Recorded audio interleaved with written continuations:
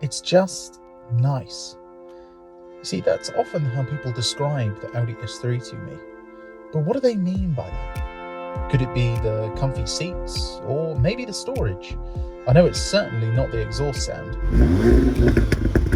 So what on earth is it then? Well, today I'm going to try and make friends with this S3, not by using it on a track, nor an infamous B road, but just your bog standard daily commute. My name's Tom, and you're watching Paragon Cars. Let's go.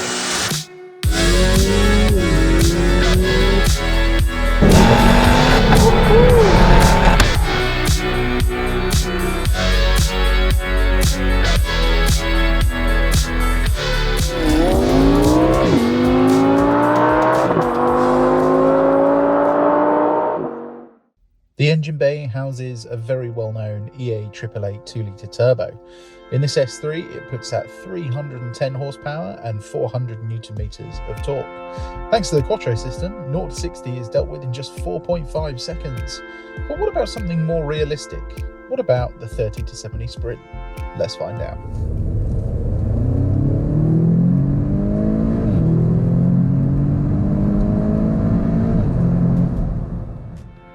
Wow, well, we know this engine is strong, but with a time of just 4.21 seconds, it's basically identical to a previous gen A45. It just goes to show that having a wide power band can mean a lot more than peak figures. The inside is what you expect from Audi: brushed metal trim, knurled dials that have the most satisfying clicks, and leather made from cows with only the best skin routine. This car may be last gen now, but the tech is still very much current. The virtual cockpit still has sharp lines and fast response, whilst the infotainment is just about starting to show its age. Good thing you can raise and lower it on demand then. The steering wheel, for me, is the pinnacle of wheel design. It looks sharp, has every button you need, and is the perfect thickness. There's even a favourite button that can be used for almost anything from switching drive modes to your favourite radio station. Being a high-spec car, this S3 has some things that I would deem essential, but we'll go through that later. First, let's take a look at the back seats. Of course, quality is good back here, but you can't deny it lacks a bit of space compared to other hot hatches. Legroom is just about good enough, and headroom is only good for people under 6 feet. There's also a lack of features back here. A stock Seat Leon Cupra, the cheap version of this car, gets an armrest with cup holders and 2 USB ports for charging your stuff. The S3 just gets a 12-volt socket. Not the end of the world, but it would be good to see. Then we come to the boot. It has 340 litres of space, plenty big enough for the weekly shop or 3 small suitcases. Fold the seats down and you can get a bike or even a Christmas tree in here. The floor also stays relatively flat, so pushing things through to the front is really easy. Right, let's get commuting. We may as well start where this Audi S3 is going to spend most of its time, driving around town. And this is where Audi always does really well. Going over these speed bumps here, it feels like a much bigger car. And you wouldn't actually know that this is a hot hatch at all. The steering is light yet precise. And the mag ride really irons out every single small imperfection in the road. There's not a lot of feel through the chassis or the steering at the minute, but I'm sure on a B road the car will come to life once I put it in dynamic mode. But for town driving, if you want to get a hot hatch, it's this car. There is nothing better than this car for driving around town in. But what about parking? Let's find out.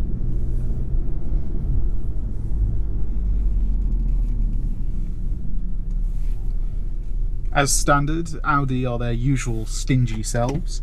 You get nothing. No parking sensors, no reversing camera. This car, being a high-spec car, does actually have parking sensors. And to be honest, you don't really need a reverse camera because this car is quite small.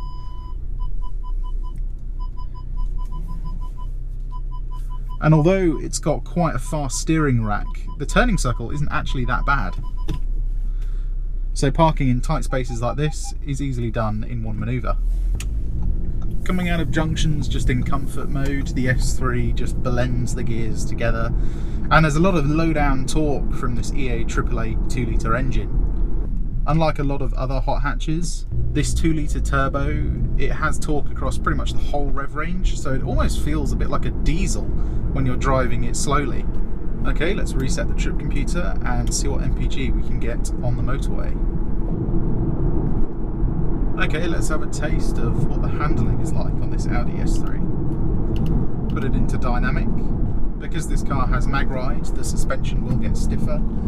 It's got dynamic steering as well, so that'll also get heavier. It'll downshift gears. I've put it into traction sport. And they say Audi's understeer. Let's find out.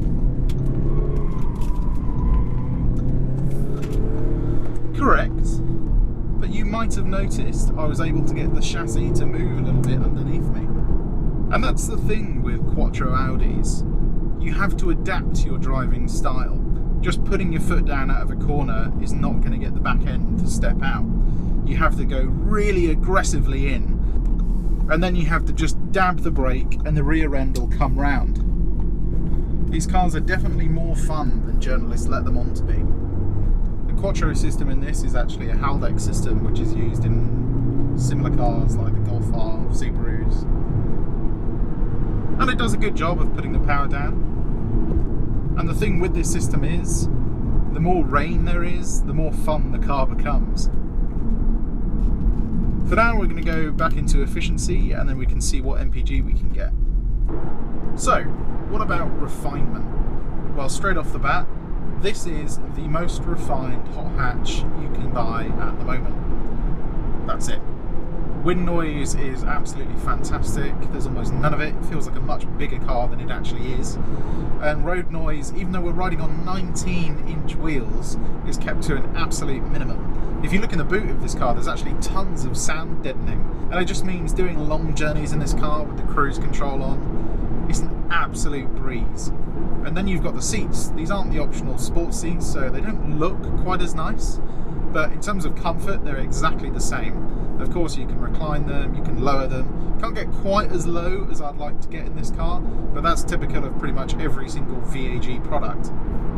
But what you can do is adjust the pitch of the base of the seat, and it means you just get lots of under-thigh support, taking the strain out of your legs on longer journeys.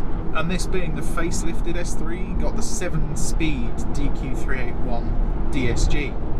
And it just means when you're doing higher speeds on the motorway, you're not sitting above 2000 RPM, so you don't get any drone into the cabin. All of those things add up to just making this a really refined car to drive in. In terms of options that I think you absolutely have to get, the first one is obviously heated seats. Leather in winter is really, really cold. If it was Alcantara, I'd say maybe not bother, but because it is leather, you do actually need heated seats in the winter.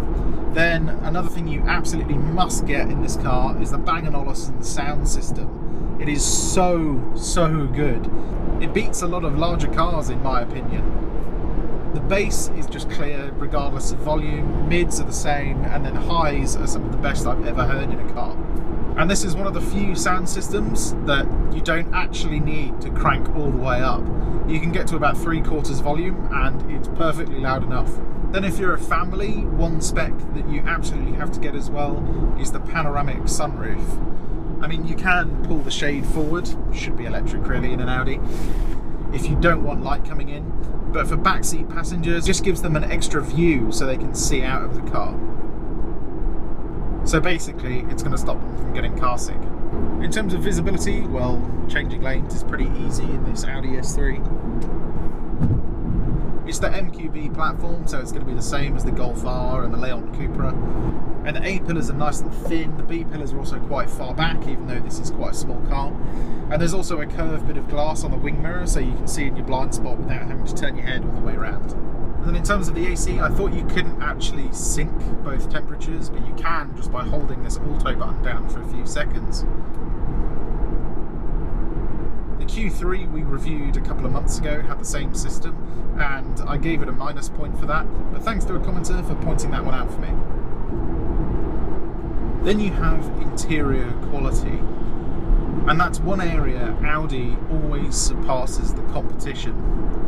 It may not have the best leather in its class. For instance, the Mercedes CLA or A-Class has leather on top of the door cards and the dash, but it has really scratchy plastics lower down. Audi are just much more consistent with their material choice. You've got leather on the seats, that's usually the only place you get leather, sometimes on the door cards as well, but then the plastics they do use are really high quality, and they don't visually look of lesser quality than anything else in the cabin. That's what's important to me. And even though this car is coming up to 4 years old now, there's still not a single rattle or squeak coming from the cabin. There's also never been a problem with the engine, gearbox or four-wheel drive system. Now, what about that virtual cockpit? A lot of people are kind of speculative about how reliable a screen can be when it comes to displaying your tachometer. Now, this is something called a TFT display, and these have a half-life of 14,000 hours. Okay, so half of its life is 14,000 hours. So let's say you drive the car for 1 hour a day, 365 days a year. It's a fair assumption. Well, that means you'll have to drive this car for more than 38 years to even get halfway through the life of this screen. So I really don't think these virtual cockpits are ever going to be an issue. Then in terms of MPG, Audi say this car should get 44 miles to the gallon on the combined cycle. And that's a pretty impressive figure for a 300 horsepower hot hatch. Now remember, this is a little bit heavier than quite a lot of other hot hatches as well because of the all-wheel drive system. So far we're getting 36.4 and it still seems to be going up. We're going to do a couple more minutes on the motorway and see what our final figure is. Coming off the motorway then, we managed 38 miles to the gallon. Not quite what they claim, but that is because the run we do on the motorway isn't quite long enough. As you can see, it is actually still going up, so I'm sure you would actually see about 44 miles to the gallon driving at 70 miles an hour. That's not quite as good as the Quattro we reviewed a couple of weeks ago, but that is purely because the Quattro is just a lighter version of this car. Right, let's see how this S3 handles some twisty roads. Twisty roads then. Let's put the car back into dynamic. Traction is in sport. We're going to push the gear lever over to the left to put it into manual. Second gear. Get some nice DSG farts from this car. Of course, this is the pre-OPF S3, so there's still a bit of exhaust sound. Handling is super sharp. Mag ride is definitely something you should get. Brakes are nice and sharp as well.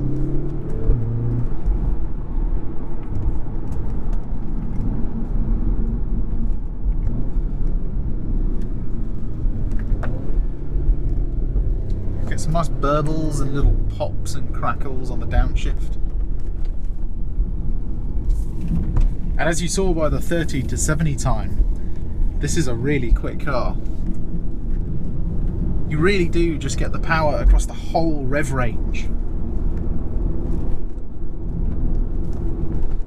And it might not give you that sort of crescendo of revving an engine out, but it gives you a really satisfying turbocharged shove. And I have to say, for a B road, this is actually plenty enough power. Could even do with a bit less, to be honest. But even from a standstill, this Quattro system really does just hook up.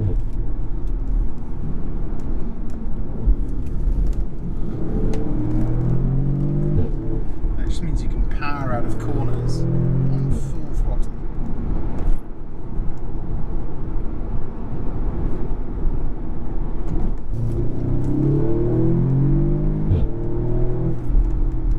The only thing I'm noticing is there's not quite as much feel from the front end as there is in a Quattro.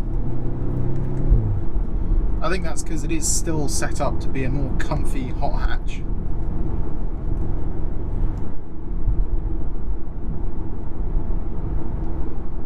But despite what journalists say, the chassis actually does move around underneath you. As I said before, you do just have to adapt your driving style to match the personality of the car. So what do people mean when they just say the S3 is just nice? Well, let me rephrase it. I think what they mean is the car is polished. Every little thing that has its purpose in this car, you can tell that engineers have spent thousands of hours making it just so. Even things like the air vents, the noise they make when you open and close them, and the feel of everything in the car as well. All the materials in this car are just consistent and pleasing to the eye. The suspension, as I mentioned, is just rounded off. What they mean is nothing in this car is harsh, and nothing takes them by surprise. The handling is predictable and nice, and when you want to be aggressive, you can be aggressive. There is a fun side to this car. You just have to have the confidence to unlock it. It really is the embodiment of a wolf in sheep's clothing. And you know what? It really is just nice. As always, I hope you enjoyed the review. If you did, give it a thumbs up, and why not subscribe to our channel? Not only can you see more videos like this one, you'll also be able to see all the stock we have for sale, which actually includes this car. Anyway, my name's Tom, and you've been watching Paragon Cars. I'll see you on the next one. Goodbye.